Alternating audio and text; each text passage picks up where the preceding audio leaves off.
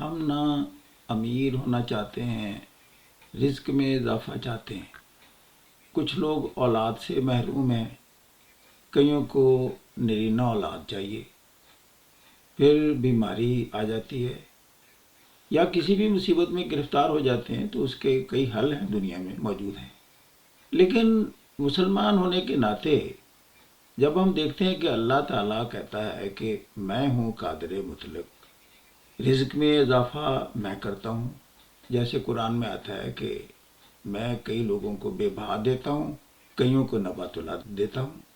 اور اسی طرح اولاد کے حوالے سے اللہ کہتا ہے کہ میں ہوں جو کسی کو بیٹے عطا کرتا ہوں، کسی کو بیٹیاں، کسی کو ملے جلے، اور کئی عورتوں کو بانجھ کر کے رکھ دیتا ہوں۔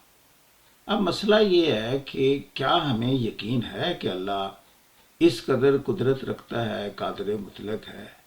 ہمارے یقین کا لیول کیا ہے؟ اور جب بھی کوئی بھی پریشانی ہے، کیا ہمیں پورا یقین ہے کہ اس پریشانی سے کوئی دنیاوی اسباب نہیں، یہ اللہ کی ذات ہے جو ہمیں نکالتی ہے؟ قرآن میں ارشاد ہے، اَمَّن یجیب المضطر اذا دعاہ ویکشف السوء اَإِلٰہٌ مع اللہ، کون ہے جو دل مضطر کی پکار سنتا ہے اور پھر وہ اس پریشانی سے اس کو نجات دیتا ہے؟ کیا اللہ کے سوا اور کوئی ہو سکتا ہے؟ تو اصل میں بات یہ ہے کہ ہمارے نہ یقین کی کمی ہے۔ یہ یقین کامل اگر پیدا ہو جائے، جیسے ہم کسی بڑے شخص سے ملا ہیں نا، صاحب اقتدار سے، اس ملاقات کے بعد آپ دیکھیں ہمارے اعتماد کا لیول کیا ہوتا ہے۔ ہم کس قدر سکون میں آ جاتے ہیں کہ آج بڑے آدمی سے ہماری ملاقات ہو گئی، مسئلہ بیان کر دیا اور اب ہمارا مسئلہ ٹھیک ہو جائے گا۔ یہ تو دنیاوی طاقتیں ہیں۔ اب اگر کسی شخص کو یہ یقین ہو جائے کہ آج میں نے قادر مطلق سے بات کر لی ہے، تو ہمیں وہ یقین کا لیول کیوں نہیں پیدا ہوتا؟ دراصل وجہ یہ ہے، شاید ہمارے ایمان میں یا یقین میں کوئی کمی ہے کہ وہ واقعی اس قدر بڑی طاقت ہے۔ یہ دنیا کے جتنے بھی اسباب ہیں وہ سارے اس کی دسترس میں ہیں، وہی ان کو انسپائر کرتا ہے، وہی ان کے ذہن میں آپ کی مدد کے لیے تیار کرتا ہے۔ اب میں آپ کو ایک نسخہ بتاتا ہوں، ایک آزمودہ نسخہ ہے۔ وہ یہ کہ جب کوئی مسئلہ درپیش ہو، اب میں روح قرآن کی بات کرنے لگا ہوں، وہ یہ کہ اللہ نہ انفاق فی سبیل اللہ کی بات کرتا ہے، صدقے کی بات کرتا ہے۔ کہتا ہے جب آپ اس سے ہم کلام ہونا چاہیں، کوئی التجا کرنا چاہیں، مسئلہ اس کے سامنے پیش کرنا چاہیں، وہ کہتا ہے میرے راستے میں کچھ صدقہ کر کے آؤ۔ آپ ایسے کر کے دیکھیں۔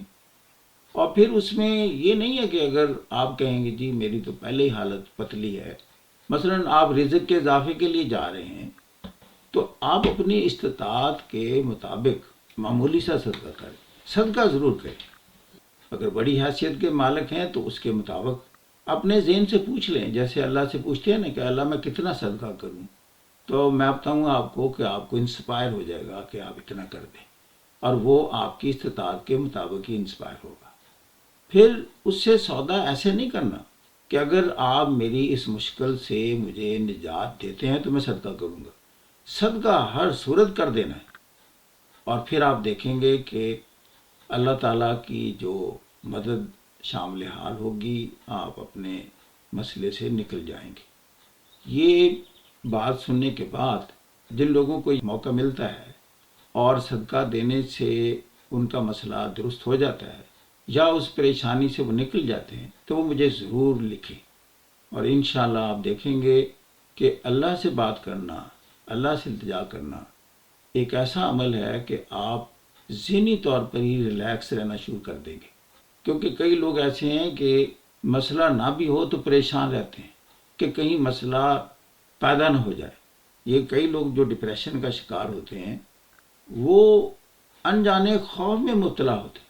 لیکن یہ جو لائن ہم بتا رہے ہیں اللہ سے ربط و تعلق کی، اس میں جانے والا شخص آپ دیکھیں کہ ہر معاملے میں چونکہ اس نے اللہ سے رجوع کرنا ہے، اور اس کا یہ یقین کامل ہے کہ بہت بڑی طاقت سے میں لنک اپ ہو گیا ہوں۔ تو یہ جو انجانے خوف اور ڈپریشن میں مبتلا لوگ ہیں، آپ دیکھیے گا کہ وہ اس میں سے نکل جائیں گے۔ انہی باتوں سے میں اجازت چاہتا ہوں۔ شکریہ۔ خدا حافظ۔